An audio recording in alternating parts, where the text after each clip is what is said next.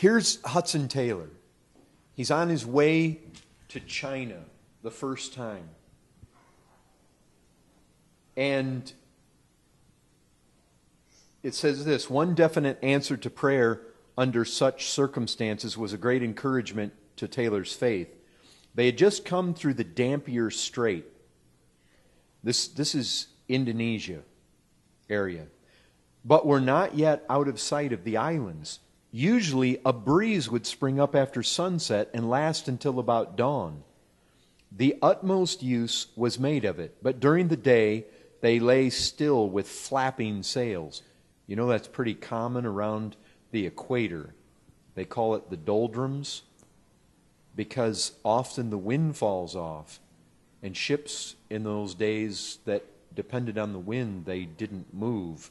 They were basically stuck in the currents. And so what would happen is, at night, they would blow forward.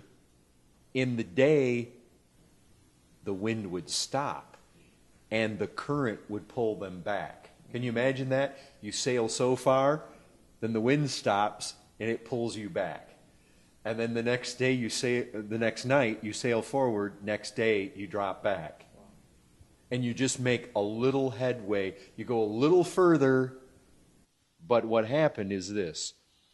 This happened notably on one occasion when we were in dangerous proximity to the north of New Guinea. Saturday night had brought us to a point some 30 miles off the land. And during the Sunday morning service, which was held on deck, I could not fail to see that the captain looked troubled, frequently went over to the side of the ship.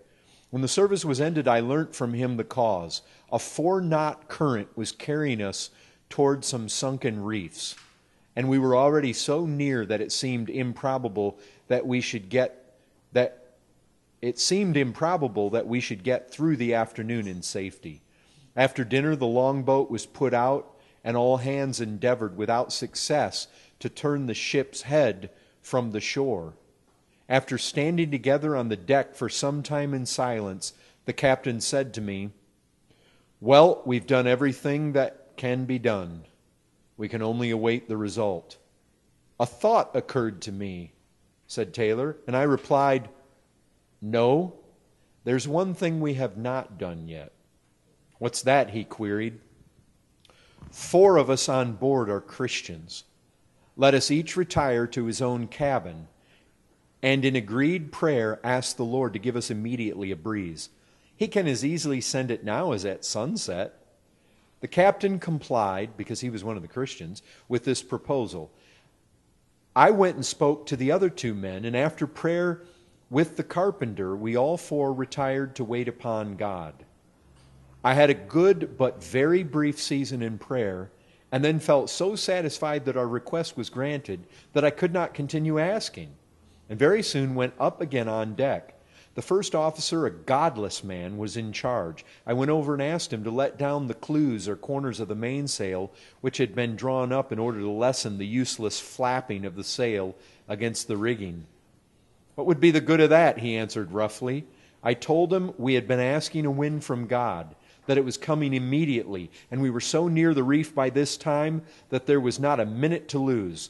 With an oath and a look of contempt, he said he would rather see a wind than hear of it.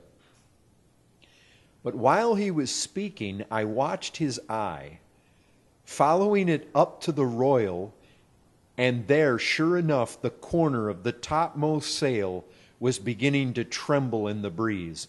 "Don't you see the wind is coming? Look at the royal," I exclaimed. "No, it's only a cat's paw," he rejoined, "a mere puff of wind." "Cat's paw or not," I cried, "pray let down the mainsail and give us the benefit." This he was not slow to do. In another minute, the heavy tread of the men on deck brought up the captain from his cabin to see what was the matter. The breeze had indeed come. In a few minutes, we were plowing our way at 6 or 7 knots an hour through the water. And though the wind was sometimes unsteady, we did not altogether lose it until after passing the Pelew Islands. Thus God encouraged me, ere landing on China's shores, to bring every variety of need to him in prayer, and to expect that he would honor the name of the Lord Jesus, and give the help each emergency required. And I only read that because it's like I was saying before, something in us knows there is benefit to having a number of Christians. I mean, isn't it true? Sometimes things happen and people send out prayer requests all over the place.